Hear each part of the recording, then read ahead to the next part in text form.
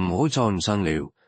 冇兒冇女的業力遠比你想象的要重，但這份重從來不是世俗口中斷了香火，做了天然的懲罰，而是我們對因果業力的誤解太深，深到用一句粗暴的無有惡報就抹殺了生命所有的可能性，也扭曲了佛學最核心的慈悲與智慧。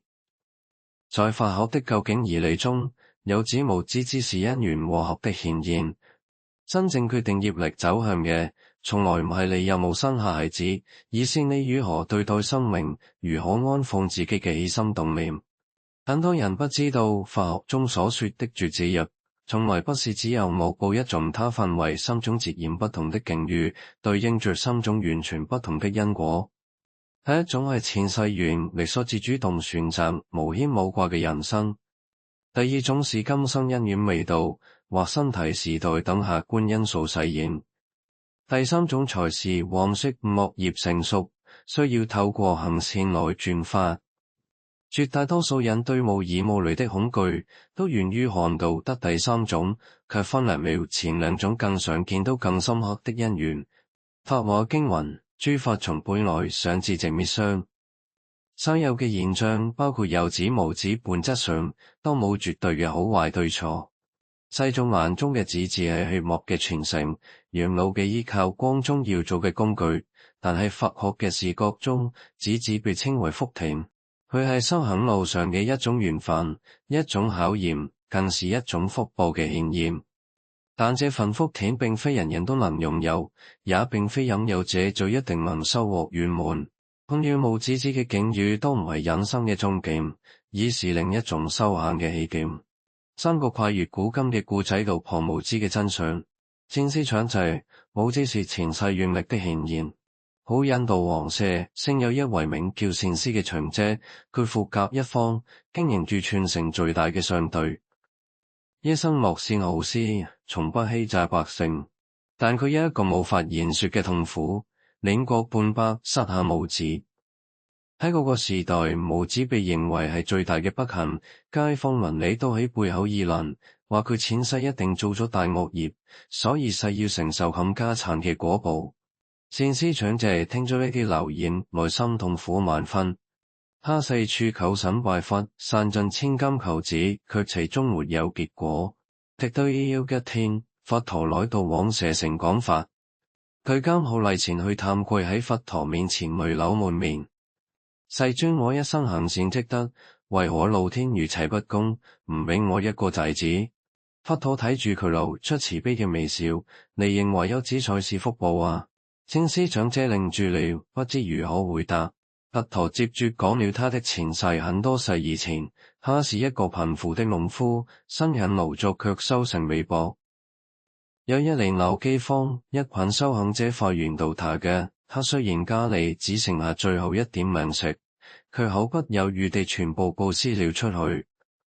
妻子埋怨佢不顧自己死活，佢卻說：如果我哋餓死了，至少死得有意義；但如果我哋因為孤安逸在生，活着又有咩意義？講完呢句話，佢就臥昏了過去。為所的修行者是一位正的馬羅。看果位的聖者被他的誠心感動，不僅贈予他珍寶，還告訴他：你種下了無量的善因，將來會生生世世富貴無憂。當時暗父睇住修行者自在雲遊個樣，心中無比向往，發願道希望來生能夠冇家庭嘅束縛，用全部嘅財富去幫助更多嘅人。佛陀說：嗰個農夫就係你嘅前世。你今生無子唔係業障，而是你前世願力嘅顯現。而家你擁有咁多財富卻冇子女嘅輕薄，唔正是實現你前世願望嘅最好時機咩？善思長者恍然大悟，從此不再為無子痛苦。他捐出全部家產，建造了絕名的祇樹給孤獨園，成為佛陀講法的重要場所。佢供養了無數修行者，幫助了無數貧苦百姓。臨終時證得初果，間微笑離開咗人世。佢嘅財富冇被家族爭奪大死，反而祝福咗成千上萬嘅人，延續咗千百年嘅誓願。唔通唔係一種更偉大嘅傳承咩？證會法師無法生育係使命嘅召喚。唐朝時期有一位名叫鄭惠的女子，出身名門之書達理，但她因為體質原因無法生育，丈夫因此休了她，娘家也覺得她是傻百姓，不願接納。走投無路嘅鄭惠喺一個大雪紛飛嘅夜晚，跪喺一座寺廟嘅門口，準備等死喺嗰度。恰好寺入面嘅老住持出嚟掃雪，發現咗奄奄一息嘅佢。老住持問：你為何要死？鄭惠喊住說出了自己嘅遭遇，話自己冇生育能力，係罪孽深重嘅人，活着也是受罪。老住持嘆了一口氣：你知道佛陀的爾摩摩訶波多波提嗎？他養育了佛陀，卻沒有自己的兒子。他後來成為了第一位比丘尼，帶領500女，仲證得阿羅漢果。你話佢係罪孽深重嗎？生育只係女人眾多功能之一，絕不係唯一嘅價值㗎。你冇發生要恰恰說明你的生命有更重要嘅使命。鄭惠聽了語遭雷擊，他當即剃度出家，法名鄭惠。起初佢只係喺寺度做些雜務，但他發現自己對經文有特別悟性。沒過幾年，佢對法華經同楞嚴經嘅理解就超過咗好多修行多年嘅老法師。更難得嘅係，他能用最淺顯易懂嘅語言將深奧嘅佛法講俾普通百姓聽。消息傳開之後，越嚟越多嘅女性嚟揾佢請教，其中好多都係因為無法生育而被家庭飛嘅女子。鄭惠不僅教他們佛法，還教他們醫術、織布、種植等技能，讓他們能夠獨立生活㗎。漸漸地喺佢周圍形成咗一個龐大嘅女眾修行團體，後尾發展成為當時最著名嘅女眾道場。鄭惠法師在60歲那年圓寂，整個寺院前跪滿了前來送別的人數超過1萬。一個後生嘅比丘悲喊住話：師父，你雖然冇石生仔，但你係我哋所有人嘅母親，你俾咗我哋新嘅生命。你的慧命將永遠傳承落去。陳先生與林女士放下執念，收穫全世界。現代社會有一對陳姓夫妻結婚多年，因為醫學院因無法孕有自己的孩子，佢哋跑遍了全國嘅醫院，嘗試咗所有治療方法，花光了所有嘅積蓄，最後仲係衰咗。林女士因此患上了嚴重的抑鬱症，整天以淚洗面，覺得自己的人生失去了意義。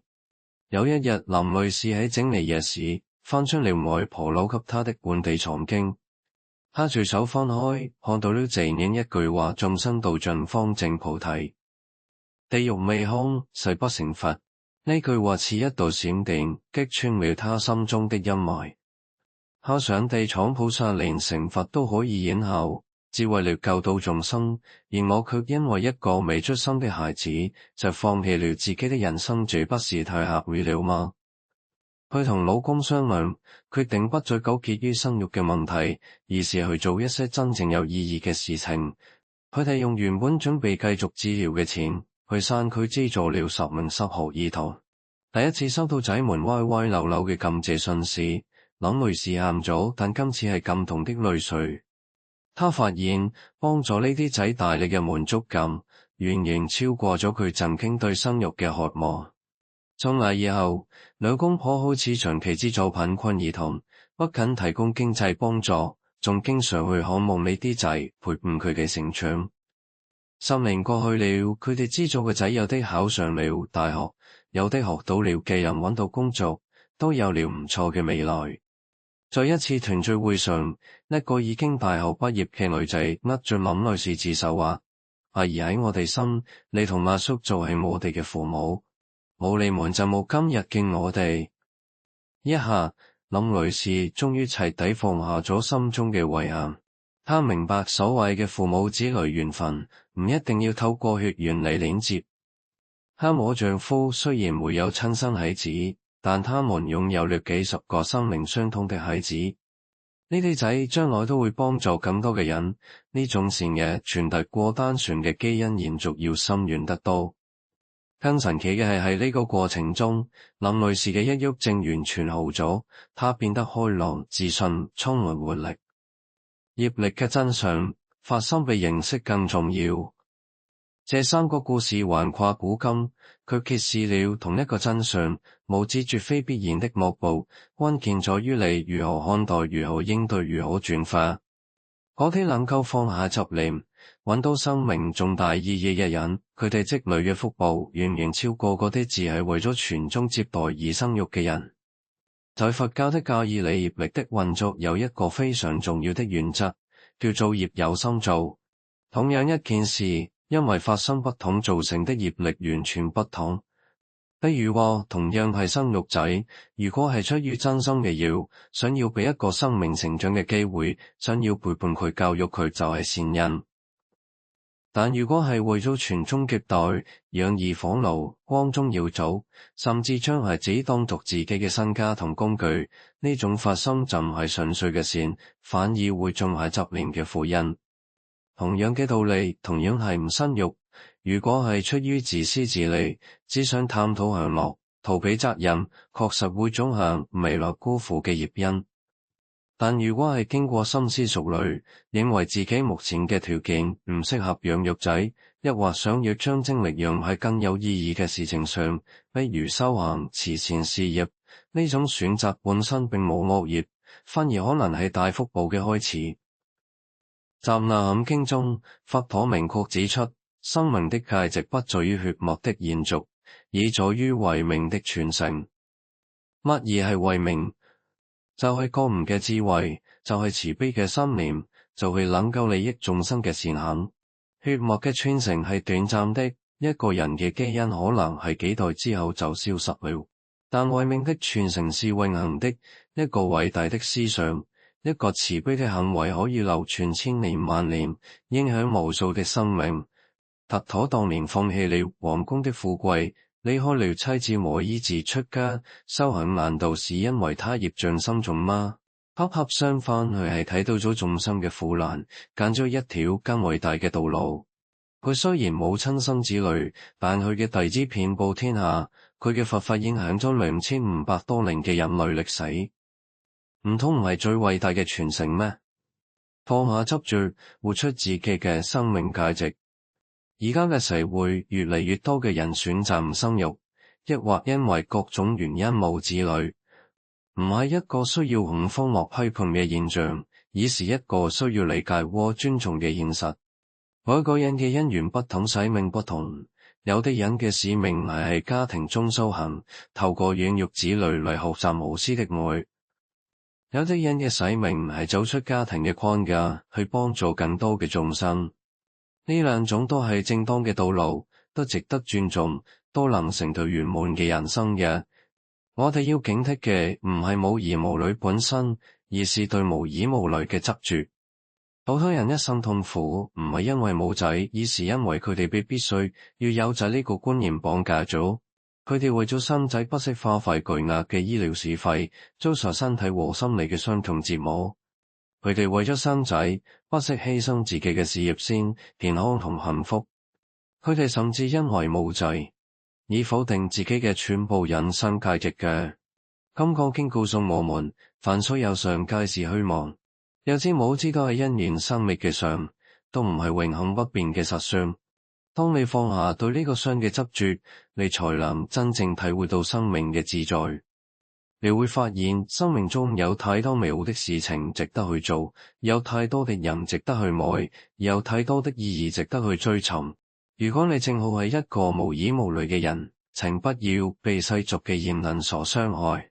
你嘅價值唔在於是否有子女，而在於你如何活出自己嘅生命。你可以選擇去幫助更多的人，你可以選擇專注於自己的修行，你可以選擇追求內心的平靜和智慧。只要你的發心是善的，你的行為是正的，你就在積累福報，你就在走向解脫。業力唔係用嚟懲罰我哋嘅，而是用嚟教育我哋嘅事。無論我哋面對點樣嘅境遇，都係我哋學習和成長嘅機會。有子的人要學習責任和無私，冇子的人要學習接納和超越。每一種人生都有其價值，每一種選擇都值得尊重。願所有睇到呢度嘅人都能夠放下對日子無止嘅執着，都能夠揾到自己生命嘅真正價值㗎。願你們都能夠以慈悲心對待自己，以智慧心面對人生。願你哋都能夠喺各自嘅因緣中活出最好嘅自己，成就最美的人生㗎。如果篇內容俾你有所啟發，請將佢分享俾更多需要嘅人。等我哋一齊用正確嘅認知去破除嗰啲誤導人嘅觀念。等我哋一齊用慈悲心去理解每一個不同嘅生命選擇。都歡迎喺評論區分享你嘅諗法同故仔，你嘅分享可能會幫助到迷茫中緊嘅人。